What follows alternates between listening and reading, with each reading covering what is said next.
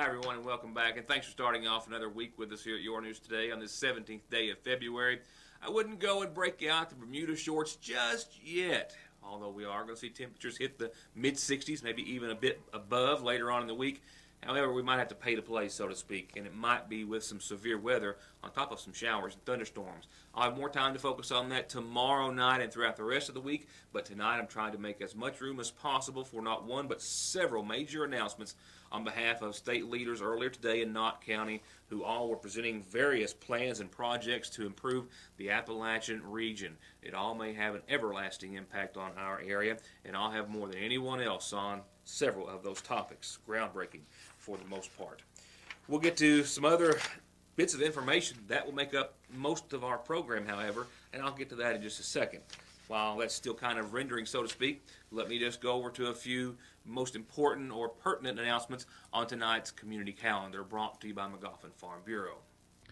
I've got a whole list of announcements to get us all the way through the week, but due to trying to make enough time for our top story this evening, a few of them aren't till the end of the week, so we'll get to those tomorrow.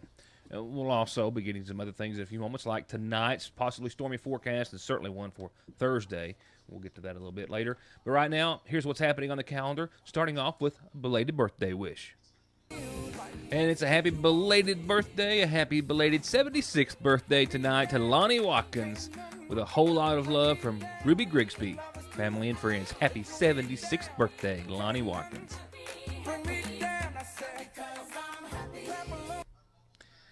And while I'm hopeful that the weather's going to give us a chance to get out and maybe get a few new background shots here, something that's not gray and dingy looking in a few days, I do have some announcements tonight. South McGoffin Elementary School is having their regular site-based meeting on this Tuesday, which is tomorrow, just double-checking. 6 p.m., everyone is welcome. Once again, this is a regular session of the South McGoffin Site-Based Council tomorrow at 6. McGoffin County 4-H is going to the Olympics, sort of. They're going to do it right here at home. They're inviting you to come and celebrate 4-H Health Month and the Winter Olympics this Thursday, 4:30.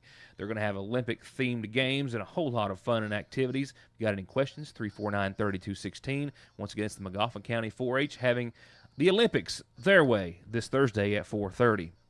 I've got a couple of other announcements like I referred to. The class of 84 of the McGoffin County High School is having a 30th reunion planning meeting this Sunday. We'll get to that and a host of other announcements that I've got a little time to get to. So for now, let me say that this is how you get calendar announcements on the program. Any way you choose. It's all free, any way you do choose. And from there, we'll go on over to funeral service announcements this Monday, February 17, brought to you on behalf of the McGoffin County Funeral Home. Several announcements, sadly, this evening, but all of which are brought to you on behalf of the McGoffin County Funeral Home. We'll begin with the Paintsville area services announced in honor of 80-year-old Herbert Preston, Jr. Services were held earlier today in his honor in Paintsville. Services are to be held in the morning beginning at 11 in West Liberty for May Barker, who passed away at the age of 90 on this Saturday over the course of the weekend. Ricky Edward Cooper, 48, of Old Lick Creek Road, passed away on Friday, the son of Janet Sue Adams Cooper and the late James Cooper. He survived by his companion, Sharon Mullins, his mother and daughters, Megan Dyer and Jessica Cooper. Visitation continues this evening. Services for Ricky start tomorrow afternoon at 1, all of which from the McGoffin County Funeral Home Chapel. Burial is going to follow services at the Cooper Cemetery at Old Lick Creek Road. 83-year-old Jack Austin Allen of Sagersville passed away on February the 16th. He was married to Phyllis Arnett Allen, who survives, and he's also survived by son Barry Jack Allen and daughter Jill Allen Ward. Visitation is after 6 o'clock tomorrow evening and any time prior to services. They'll start in Jack's honor Wednesday morning at 11, all of which from the McGoffin County Funeral Home Chapel, with burial to follow services at the Arnett Cemetery here in Sagersville. And we've learned of the passing of 52-year-old Robert Franklin of Rockhouse Creek Road here in Sagersville, who passed away on Tuesday the 11th at his home. Mr. Franklin was born October the 15th of 1961. Those left to mourn include his sister, Charlene Franklin, brother Timothy Franklin, and a host of family and friends. Graveside services for Robert Franklin are going to be conducted Wednesday of this week, 11 a.m., from the family cemetery on Hammond's Fork off of Rock House Road.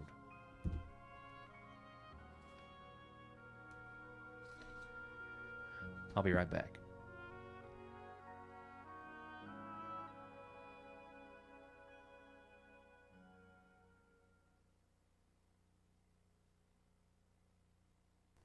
At the end of every race, Mark Martin hangs up his driving gloves. He hangs up his fire suit. And he hangs up his helmet. Which is why he picks up his phone and opens the ER Extra app. The app shows ER Extra wait times, locations, and more. It's the one safeguard Mark Martin is never without. ER Extra at Paul B. Hall Regional Medical Center. Extra fast, extra easy, extra great. Candidates for whatever you want to get your name and message on, shirts, caps, pins, matches, cozies, and more. Call Avavian Deaton, and she can tell you about her campaign special. That's 72 caps and 24 t-shirts delivered to your door for a limited time low price of just $3.99. Call Avavian, 349-3835. The New Year's sales event rolls on at Conley's with 3.99% and up to $1,000 in rebates on new Polarises. Kawasaki's got 3.95% or save up to $1,500 in cash. And just in, Polaris Power digital inverter generators, ultra quiet and ultra affordable at Conley's, Kawasaki, and Polaris of Paintsville. That Bill, I reckon I'll take my pig back. Ain't your pig. Yeah, it is. No, it ain't. Yeah, it is, and I can prove it. Ma, I just sent a picture of our missing pig. Tell everybody it's time to start feuding. Oh, for heaven's sake. I guess ain't gonna be no feud. Real nice picture, though. We'll put it on Instagram. Appalachian Wireless's 4G. Great pictures, video, text, and talk. Bigger savings, better service. That's today's Appalachian Wireless. They're family-owned Parkway Pharmacy, open 8:30 till 6:30 Monday through Friday in the new McGoffin Medical Plaza under the care of local pharmacist Jesse Rudd. To make Parkway Pharmacy your pharmacy, come by or give us a call at 349-4400. This year, W2 means we double. Hutch Chevrolet Buick GMC will double your tax return up to $1,000. With more, here's Earl Justice. Find 200 of our most popular vehicles with payment starting at just $149 a month with zero down, plus all sales decision in 15 minutes or less, or I'll give you the vehicle. This double your tax return event ends in 2 weeks at Hutch Chevrolet Buick GMC in Paintsville, Kentucky. Isn't it time to buy Hutch? From time and money saving services like their overdraft protection, telephone and online banking services, to finding the right home, college, or car loan, to personalized checking and savings accounts designed around your exact needs, Sagersville National Bank is still your best choice and the same locally owned and operated bank that's been looking out for your family's financial health since 1902. Sagersville National, restoring the piggy bank population one savings at a time. Have you ever noticed how many insurance commercials and advertisements are on television nowadays? You can't watch your favorite program without seeing a little pig or green lizard trying to sell you insurance and get your money for their premiums. But let me ask you this. If you have been in a serious wreck, do you really think that you are in good hands of the insurance companies when you have lost wages, medical bills, and pain and suffering from your head to your toes? The answer is no. If you want to truly be in good hands, give me a call. I'm attorney Donald Wayne McFarland. Let me put my 20 years of experience in working to protect the rights of injured people to work for you.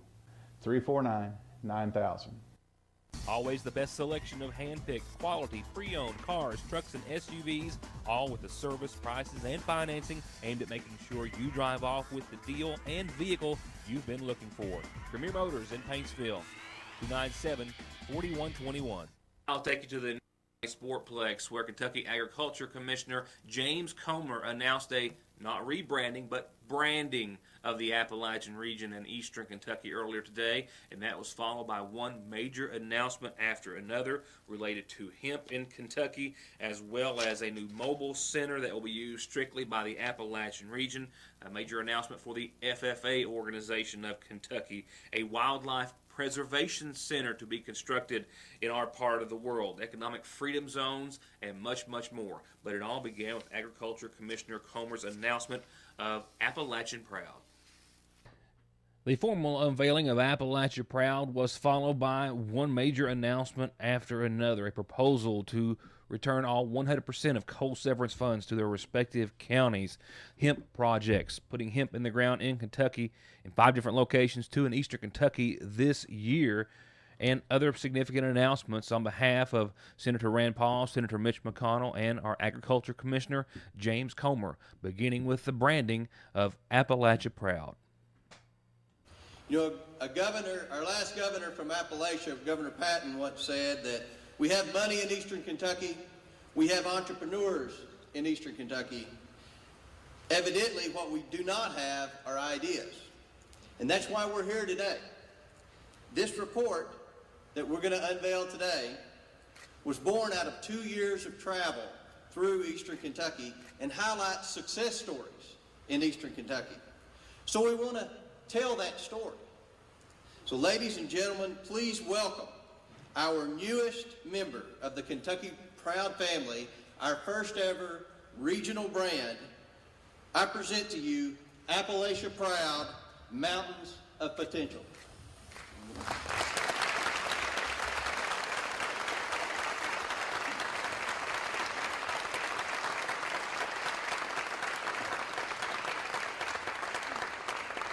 Appalachia Proud is a new branding initiative exclusively for Appalachia. When you buy a product with that symbol on there, that means that product was produced or manufactured in Appalachia by a farmer from Appalachia or a small business located in Appalachia. And Senator Mitch McConnell says that means the continued defense of coal, while still at the same time looking to the future for solutions with other plans such as hemp, including 5 pilot hemp projects that would be announced today that will put hemp in Kentucky soil this year through efforts of Rand Paul, James Comer, himself, and others. Look, we want to take a very broad and inclusive approach to economic development in eastern Kentucky. It actually means we need to consider multiple options when it comes to eastern Kentucky's future. That means, my friends, both defending the region's coal industry from President Obama's war on coal, while at the same time pursuing new ideas for the future. We need to do both things. It's a point worth emphasizing that the future of eastern Kentucky needs to include coal. So we build on what we have and look to the future. So what I did was to sit down with each of the Republican senators that I was about to appoint to the conference and tell them how important hemp was to the future of Kentucky agriculture. And we wanted to have an opportunity to develop pilot programs to establish, and you'll be working with the UK College of Agriculture, to establish that there was actually a market. So my conferees, and going into the meetings on the final farm bill, thankfully, advocated what I had asked them to do, and we got in the final farm bill signed by the president the opportunity to develop these pilot projects and to go forward. And this was a perfect example, I think, of cooperation across the board. Senator Paul had the idea initially. Senator Comer, Commissioner Comer took it through the legislature, got it approved on a bipartisan basis, and then Senator Paul and I teamed up again in Washington, not just to have yet another good idea that didn't go anywhere, but a good idea that actually got somewhere. So that's how we've developed this new opportunity for Kentucky agriculture. We hope these pilot projects prove that it actually does have a future, and I hope a big part of that future will be right here in eastern Kentucky. Commissioner, thank you so much for the opportunity to be here. I appreciate it.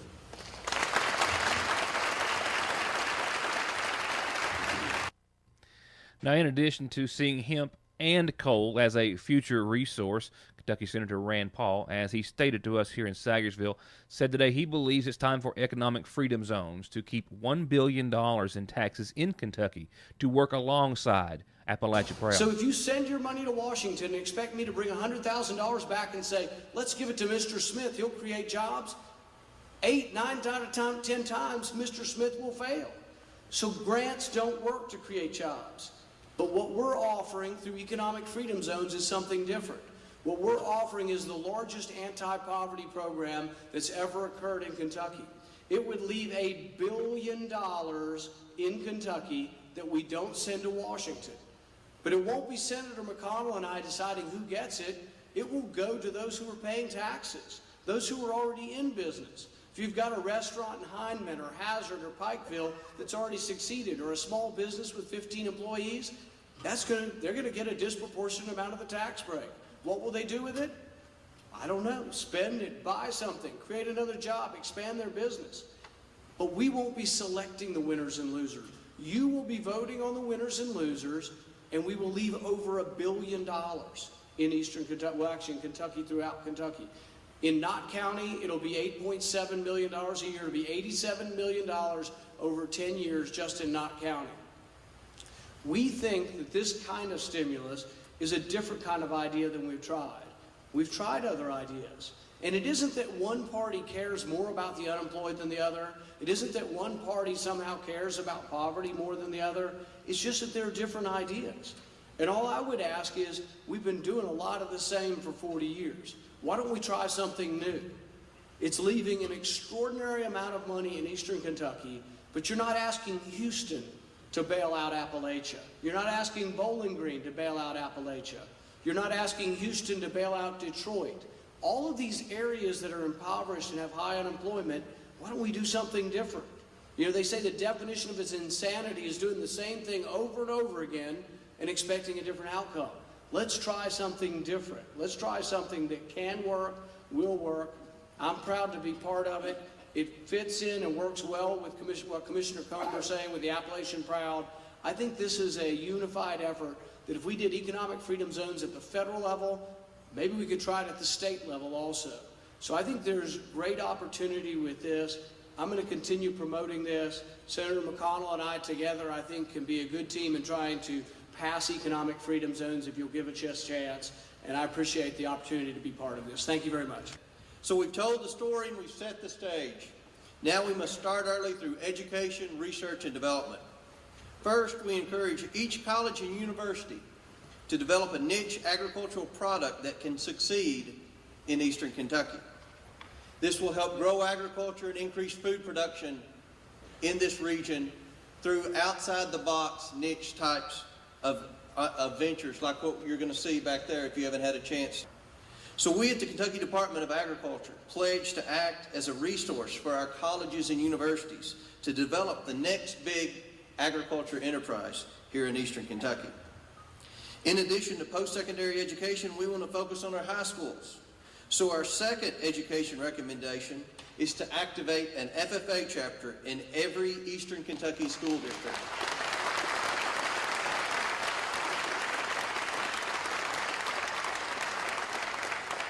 I wouldn't be here today were it not for the leadership skills I developed as a member of FFA, and I know Nick Carter would say the same thing. FFA is the greatest youth organization in the world. Not only are they developing our future farmers, they're developing our future leaders in rural communities. Next, as you walked in here today, you noticed our Mobile Science Center outside. This is a very successful program that we offer in our education division at the Department of Agriculture. We have 2 of those, brand new, all purchased with private sector funds. No tax dollars were used in the purchase of those 2 mobile science centers. And along the bottom, you see the sponsors, Farm Bureau, Kentucky Corn Growers, and many other agricultural trade organizations donated the money to sponsor that. The problem with our mobile science centers is if you want one to come to your school or your event, there's a 2-year waiting period. They're in such high demand. So I'm going to ask that Jay walk up here.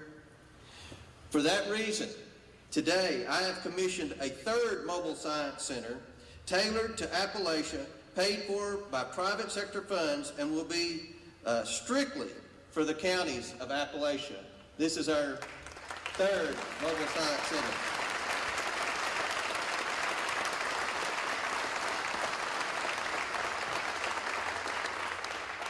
Our goal with our mobile science centers is obviously to increase agriculture literacy. We want young people to know where their food comes from and have a better appreciation for the farmers that produce that food. We also want to inspire the next generation of farmers and food producers. And we can do that with our mobile science centers, and we're so excited to announce our newest one in the very near future. Finally, our last education initiative has received just a little bit of press over the last year and a half, and both U.S. Senators mentioned that earlier. We will administer 5 industrial hemp pilot projects throughout Kentucky.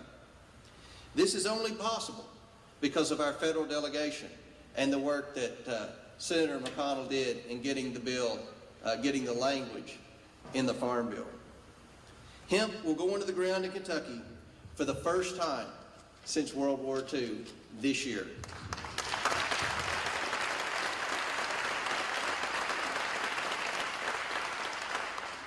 Of our 5 hemp pilot projects, 2 will be stationed right here in Eastern Kentucky.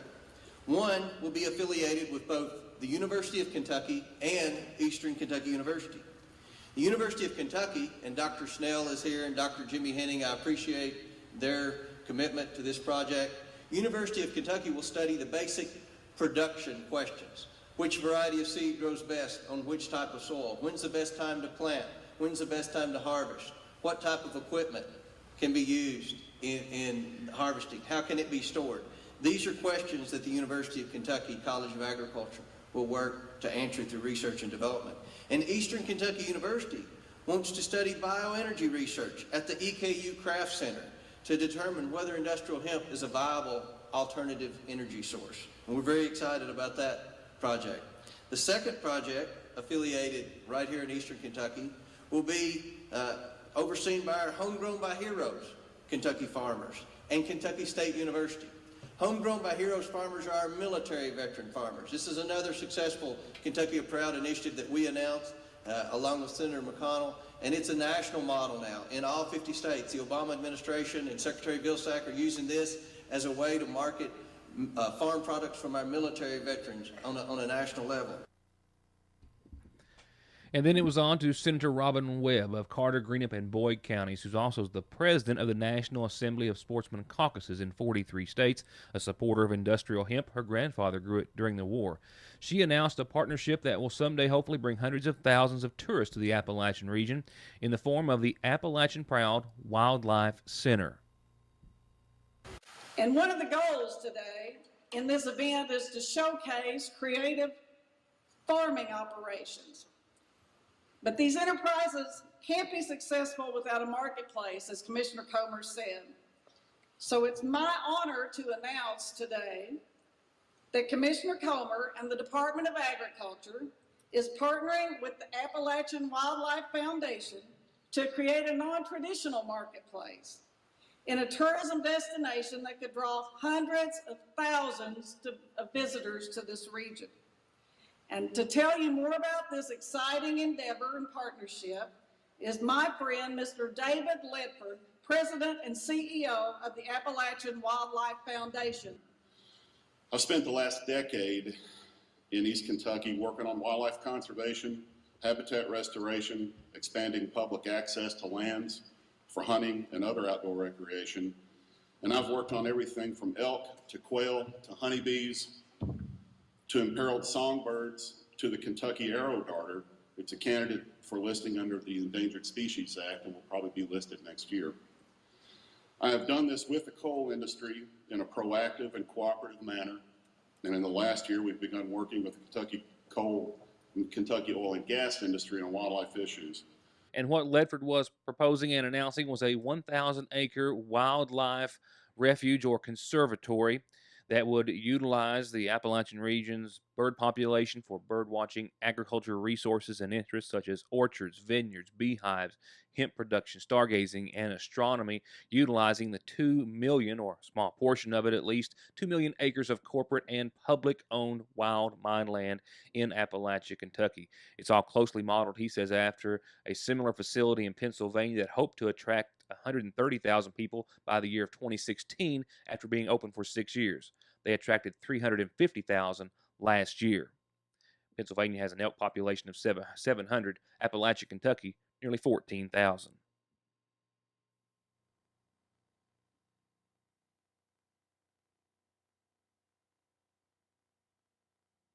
So we've told the story, we've set the stage, we started early, we sold the product. Now we must invest for success.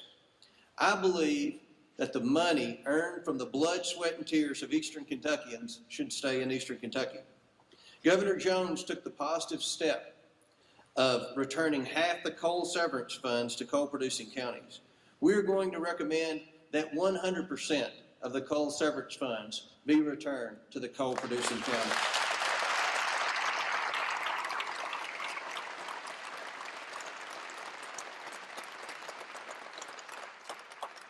We will work with the SOAR co-chairs, both Congressman Rogers and Governor Beshear, and the General Assembly to create a strategic plan for economic development with coal severance funds, and ask that agriculture constitute 15% of the investment made in economic development in Eastern Kentucky. To all the elected officials who are here today, if you want to feel inspired, go sample some of the new Appalachia Proud products in the back. These folks deserve our support and investment in their businesses. Go by and visit them. We're going to work to see that they succeed. In conclusion, the Kentucky Department of Agriculture staff will be available all day to assist you, answer any questions, take any advice. Just to introduce yourself, exchange cards, and let's begin a public-private partnership to grow agriculture and increase food production in Eastern Kentucky. I hope we've answered Governor Patton's calling to provide specific ideas for Eastern Kentucky. I hope you all leave here today inspired to spread the word about Appalachia Proud, Mountains of Potential. Thank you all for being here, and we look forward to visiting you. Now, before I left, I had a few moments to speak with Mr. Comer, some others, and some companies that hope Appalachia Proud will have a profound effect on their future, including an area meat processing plant. We'll have that when I have more time beginning on tomorrow's program. For now, that's all on this story. But to wrap it up with the weather forecast, that's a little bumpy tonight and more so Thursday. And all of this leaves me with little time except to close out with your Licking Valley RECC forecast, and I'm going to be brief about it. A lot of video to digest, a lot of information, and then a lot for me to get on, and just barely am doing it. So with a few seconds that I have left, here you can see some showers, maybe even thunderstorms rolling into the area, and we'll see that throughout the next several hours. We'll see winds already starting to bluster about. Looks like around 10 miles per hour at this time. They'll pick up in intensity. We might see gusts of 21 miles per hour this evening. Rainfall amounts right now look to be maybe a quarter of an inch to a half inch in some of those thunderstorm areas. But it's going to be short-lived, and then it's going to be sunny tomorrow and 58 degrees on your Tuesday. Now, after that, we'll have to talk about another chance of some showers Tuesday night, but more sunshine Wednesday and more 50s, 56. Gorgeous Tuesday, gorgeous Wednesday. The nighttime hours, not so much, and especially by the time we get around to Thursday night, that's what we're worried about. Could be a system that really could cause a lot of problems. It's going to be significant, we do believe, and I know that we'll talk more about it when I see you back here tomorrow night for more of Your News Today. For now, thank you so much for watching. Still got a great amount of news to cover that we had in addition to our special report from the Knott County Sportsplex and Commissioner Comer and all the other announcements. But I also have some follow-up interviews related to that, so be sure and stick around. We'll start getting to all that, as well as hopefully some highlights from tonight's senior night at the McGoffin County High School, which is where I'm out the door to. Thank you for watching. We'll see you tomorrow.